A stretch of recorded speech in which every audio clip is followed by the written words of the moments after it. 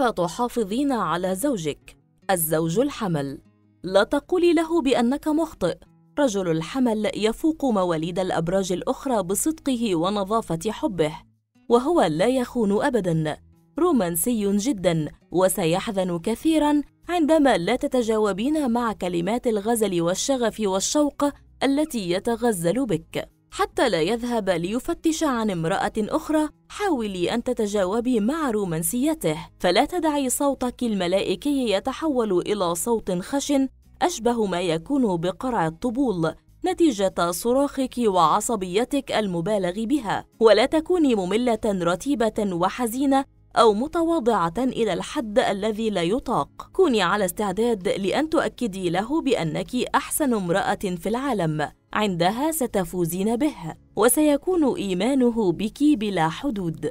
نصيحة ذهبية: لا تجعليه يمل من تعقبك له، ولا تزعجيه بتنبيهاتك وخوفك الدائم عليه، ولا تحاولي مطلقاً التصريح له بأنه غير محق حتى لو كنت على قناعة بأنه مخطئ، لأن إيمانه الراسخ يجعله يعتقد بأنه معصوم من الخطأ. الزوج الثور. لا تقاطعيه في الحديث.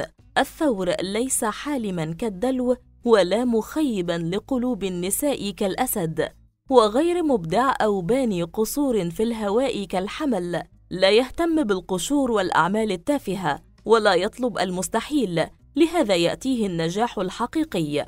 مع هذا الزوج لن تقلقي، وليس من سبب، فمستقبلك في أيد حنونة. الزوج الثور لا يحب المرأة الغيورة والراكضة وراء قشه، وهو يعجب جدا بالمرأة التي تلتزم حدودها ولا تغضبها.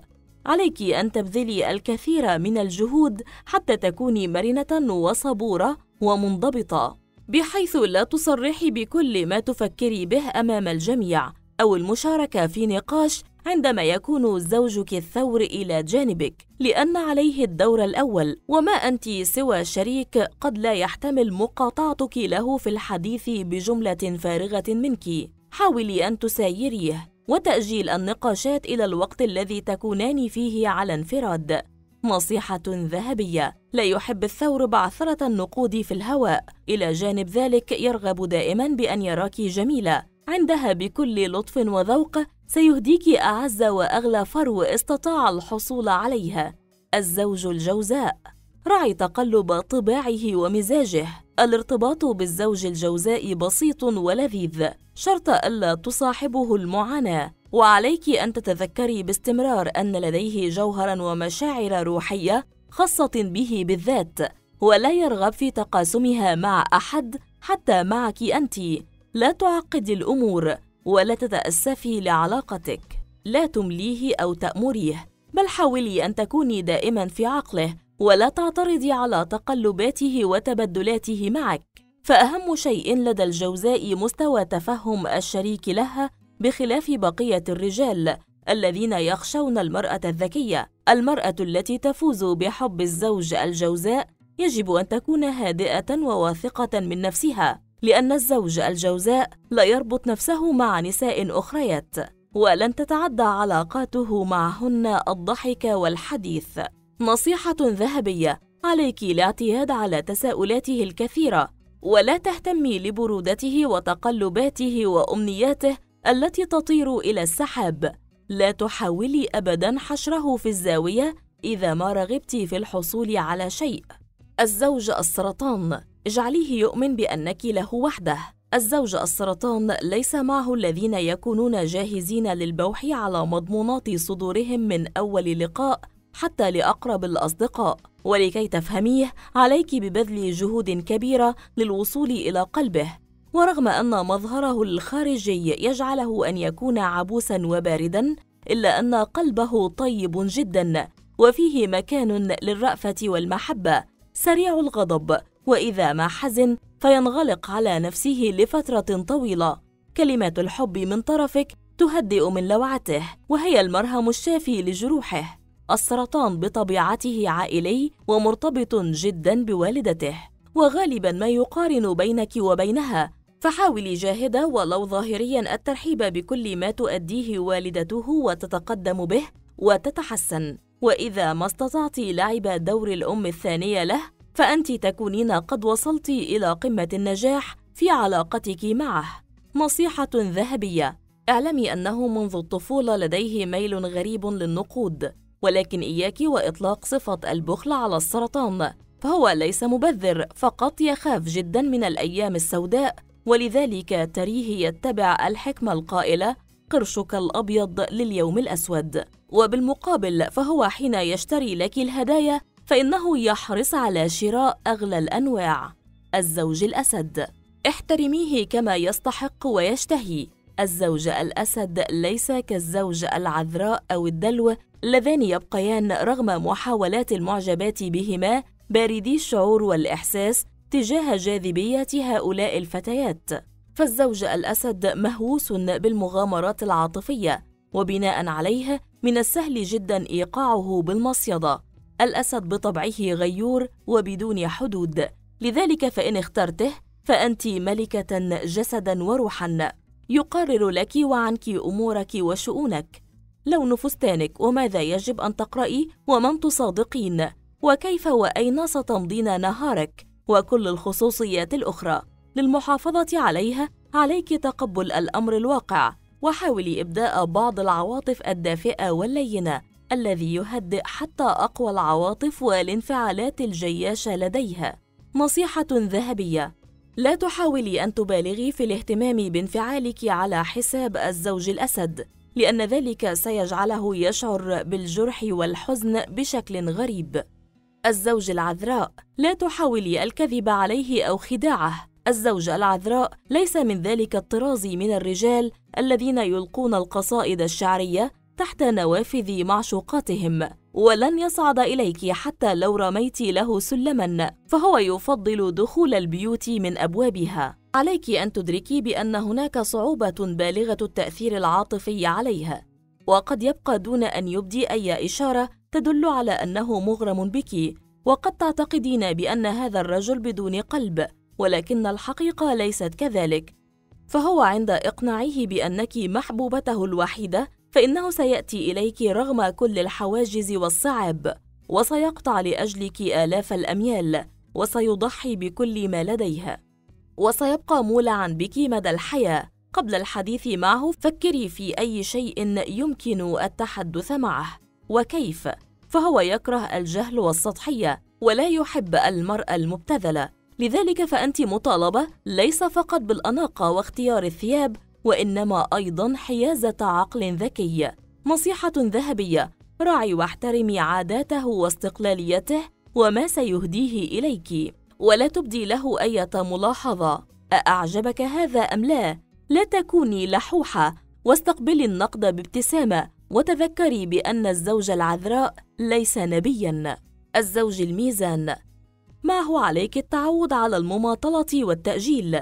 في أمور العشق والغرام يظهر الميزان تفوقه على جميع الأبراج الأخرى. مواليده من الرجال ليس فقط هم الذين اخترعوا الحب، وإنما أوصلوه إلى أعلى درجات العشق. الحالة الوحيدة التي يشعر فيها الميزان بعدم الارتياح حقيقة هو عندما يتزوج من امرأة متسلطة ومازحة ومترددة. إذا رغبت بألا ينفصل عنك زوجك الميزان، لا تتركي التلفزيون يعمل بصوت عال، وحاولي ألا تتسرب رائحة المأكولات إلى بقية الغرف، لأن هذا يثير اشمئزازه. وامنعي الأطفال من الصراخ والركض في أنحاء المنزل. لا تقفي لزوجك الميزان ولفائف الشعر على رأسك أو الكريم أو ما شابه على وجهك. نصيحة ذهبية: فكري ملياً قبل اتخاذ قرار الموافقة على الارتباط به، وتذكري بأنك وبعد موافقتك على الزواج منها فإنك ستمضين نصف حياتك غير راضية. الزوج العقرب: كوني حذرة جداً وإياك واستفزازه. إذا كنت مخلصة له وتثقين به بشكل كامل وتشاطرينه أفكاره وطموحاته، فإنه سيتفهمك جيداً ويهتم بك، وسيكون لطيفاً معك بشكل رائع، ويبادلك الحب والحنان. وعندها كثيرات من السيدات سيحلمن فقط بمثل هذه العلاقة مع أزواجهن. تذكري بأن الزوج العقرب صاحب طبيعة حساسة، يحب التفاخر ويميل إلى الإسراف في كل شيء، المأكل والمشرب، ويسعى إلى الحب بكل مشاعره وحيويته، وهو لن يسمح لنفسه بالهزيمة. قد يسمح الزوج العقرب بالتخفيف من قدرك أمام الآخرين، لكن عندما تصبحان على انفراد سيعترف لك بحبه. نصيحة ذهبية: مسألة الغيرة ليست بسيطة وشديدة الحساسية لدى العقرب، لأن زوجته كزوجة القيصر يجب أن تكون فوق جميع الشبهات.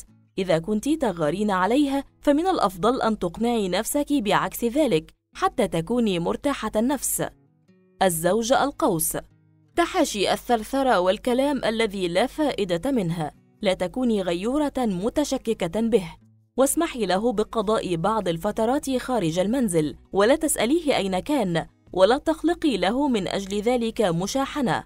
لا تتهدديه ولا تتوعديه، دعي له كامل الحرية، وحاولي أن تنظري إلى العالم بعيونه. احملي وجهاً مرحاً بشوشاً، وأفهميه أيضاً أن روح الحرية تعيش بداخلك مثله تماماً. إذا كان لديك موهبة ما أظهريها أمامه، فهذا سيروق له كثيراً. كوني على استعداد لتقبل انتقاداته حتى اللاذع منها والخيالية في أغلب الأحيان. نصيحة ذهبية: الزوج القوس لا يحب العلاقات العائلية كثيراً، وهو لن يثقل عليك بزيارات أقاربه، فحاولي أنت أيضاً ألا تثقلي عليه بزيارات أقاربك. الزوج الجدي: تخلي عن القلق المبالغ به وكوني اقتصادية. الزوج الجدي ليس من الرجال الذين يقدمون على الزواج بسرعة وبعد وقت قد يندمون، وهو ينفذ كل شيء بدقة وهدوء، وفترة الاختبار لديه طويلة. أما إذا قرر الانفصال فسيفعل ذلك دون أسف على شيء، ومع هذا فنادراً ما يقوم بتدمير عائلته، وإن فعل هذا فسيكون قد بلغ السيل الذي لديه. عليك كزوجة له الامتناع عن إغضاب أهله وأقاربه، ومحاولة التقرب منهم وملاطفتهم، وحاولي الاهتمام بهم حتى ولو كانوا برأيك لا يستحقون ذلك. عليك أيضاً أن تكوني طباخة ماهرة وممسكة جيداً بإدارة ونظام المنزل الذي يرغب بأن يكون نموذجياً. نصيحة ذهبية: هو حريص جداً على عدم تدليل أولاده إلى الدرجة التي قد تفسدهم، فيطالبهم بالاحترام والنظام والطاعة والحزم، فلا تحاولي الإفراط في تدليل الأطفال، فهذا الأمر يتسبب في ثورة غضب كبيرة من قبله، وقد تنتهي إلى خلافات وأمور لا تحمد عقباها. الزوج الدلو: معه عليك التعود على كل ما هو غريب وغير منطقي. الرجل الدلو يتهرب من الزواج كما يتهرب الشيطان من الفجور، ولكنه حتى وبعد أن يقدم على الخطوة فزواجه سيكون مبنياً على الصداقة. فبعد أن تصبحي زوجته فعليك ألا تتحدثي معه عن الحب فقط، بل عن المواضيع الأكثر إثارة مثل الصحون الطائرة والمخطوطات، وحتى عن الأسباب التي أدت إلى انقراض الديناصور ومعجزات الفراعنة، فهذه الأحاديث تثيره بدرجة لا تقل عن الحديث في الحب. أنصحك بألا تراهني مطلقاً على عامل الغيرة لكي تلفتي انتباهه إليك، فهو لا يكترث كثيراً وسيتخلى عنك بأسرع مما كنت تتوقعين، والأفضل لك أن تثقي به وبكلامه كلياً، وقدمي له الحرية التي يريدها، ولا تحاولي أبداً استنطاقه واستجوابه وعدم تصديقه فيما يقول.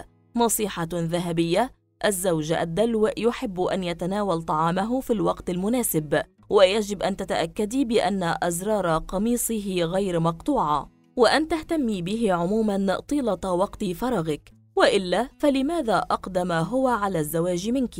الزوج الحوت: معه عليك التعود على أحلام اليقظة. كل ما يلزم الحوت من هذه الدنيا قطعة من الخبز وإبريق من الشاي، وعلى هذه الحمية يمكن أن يواصل استسلامه للأحلام. قد تكونين ضمن هذه الظروف سعيدة مع صوتك بالمشاعر فقط، ولكن بهذه المشاعر لن تسافري بعيداً. تذكري دائماً أن زوجك الحوت سريع الغضب، وكثيراً ما تستهويه الأشياء غير العادية، خاصة علوم النفس وقراءة الكف واليوغا. عندما تستحوذ عليه الرتابة، حاولي ترك كل ما في يدك من أعمال منزلية والترويح عنها، واخرجي معه، حينها ستفرج أساريره ويعود إلى طبيعته. حاولي الحفاظ عليه من قبل بعض الأصدقاء الذين يقصدون اللعب في مشاعره وزيادة آلامه، وتذكري بأن الزوج الحوت سيكون مخلصاً لك ما دمت على قيد الحياة. نصيحة ذهبية: الحفاظ على عائلة مكونة من زوج وزوجة وعدد من الأطفال مشكلة حقيقية لزوجة الرجل الحوت، وهنا لديك مخرجان فقط، فإما أن تكوني غنية بالوراثة أو أن تكوني مدبرة واقتصادية متمرنة، وقد تضطرين أحياناً إلى إيجاد عمل إضافي لك وله طبعاً.